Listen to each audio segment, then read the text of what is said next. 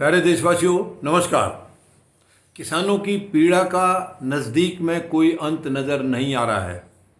इतना लंबा संघर्ष किसानों ने किया है, ये वाकई देश के लिए एक उदाहरण है। और मुझे नहीं लगता है कि दुनिया में भी कोई ऐसा इतना लंबा आंदोलन कभी चला होगा और इतना शांतिपूर्ण तरीके से चला होगा और इतनी बड़ी संख्या में चला होगा। लाखों लोग, करोड़ों लोग पूरे देश भर में हिस्सा ले रहे हैं इस आंदोलन में। लेकिन एक अगर साइलेंट है, चुप है और तमाशा देख रही है तो वो केंद्र सरकार है। केवल तमाशगीर बनी हुई है सरकार। यानी जिन्होंने इनको ये सज़ा दे दी है, इनडायरेक्टली सज़ा दे दी है, वो खुद चुप हैं, खुद साइलेंट हैं, खुद अंडरग्राउंड हैं, बिल्कुल सामने आने की ज़रूरत नहीं समझ रहे हैं। कितनी दुख की बात है ये। यानी बहुत ही चिंता की बात है। जिसका काम होता है सरकार का कि हर चीज़ की, हर समस्या का समाधान करे, किसी को भी तकलीफ़ ना हो, देश के अंदर जितने भी वर्ग हैं, जितने भी अमीर गरीब जो भी हैं, हर एक का उसके मुताबिक उसका ध्यान रखें। लेकिन ये बहुत दुख की बात है कि कोई सुनने वाला नहीं है, कोई सुनने वाला नहीं है। यहाँ पर इतनी गैर जिम्मेदार सरकार है। किसानों ने अपनी तरफ से हर किस्म से कोशिश कर ली है। 11 मीटिंगें भी की हैं सरकार के साथ में, लेकिन 22 जनवरी को आखिरी मीटिंग थी। 22 जनवरी के बाद अब दोबारा अब तक कोई मीटिंग नहीं है। यानी कि करीब ये समझ लीजिए कि 9 महीने से ज़्यादा टाइम हो गया है। सरकार ने अभी तक कोई मीटिंग दोबारा किसानों के साथ करने का प्लान ही नहीं किया है, क्योंकि वो समझते ही नहीं। वो तो समझते किसान फालतू वर्ग है, ये फालतू वर्ग है, ऐसे बैठे हैं बेकार में यहाँ पर आकर के अपने घरों से और उठ के चले जाएंगे। शायद ये गलतफहमी में है सरकार। अगर सरकार इनको फालतू समझ रही है तो वो गलतफहमी में है। देश का अगर सबसे महत्वपूर्ण वर्ग है तो वो किसान है। कोई भी काम धंधे तभी चलेंगे जब पेट में रोटी जाएगी, पेट में अन्न जाएगा। जब तक पेट में कुछ नहीं होगा तो कोई काम धंधा नहीं कर पाएगा, चाहे वो अमीर है या गरीब है या कोई भी है या खुद सरकार है। वो भी काम तभी कर पाएंगे, शरीर तभी चलेगा जब उसके अंदर कुछ जाएगा।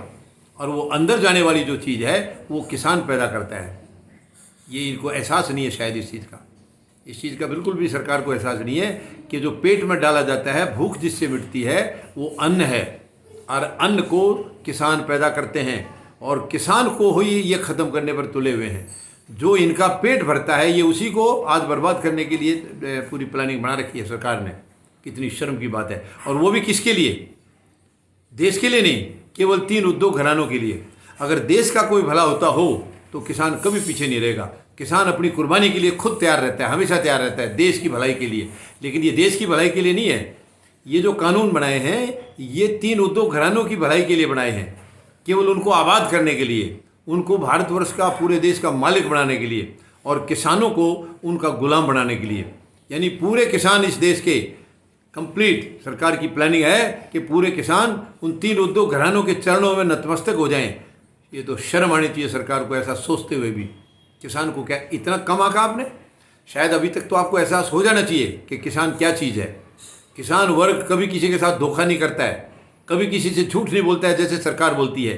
सरकार अपनी किसी भी हद तक जा सकती है राजनीति के लिए, यानी ओछी राजनीति करती है और उसके लिए किसी भी हद तक जा सकती है, कुछ भी करने के लिए तैयार है। लेकिन किसान ऐसा नहीं है।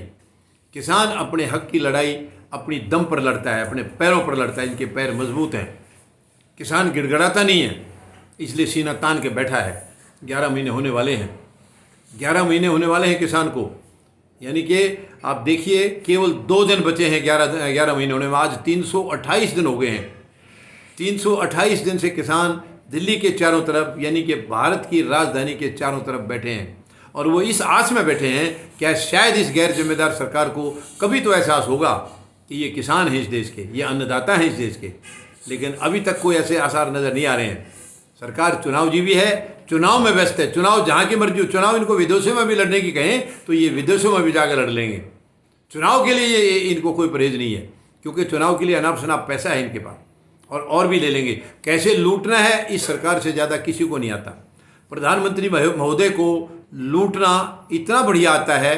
देखिए रफाल सौदा वो एक बहुत बड़ी लूट है, लेकिन इतनी कलाकारी से लूटा है कि किसी के दिमाग में ये बात जाने भी नहीं देना चाह रहे कि ये लूट है या इसमें घपला है।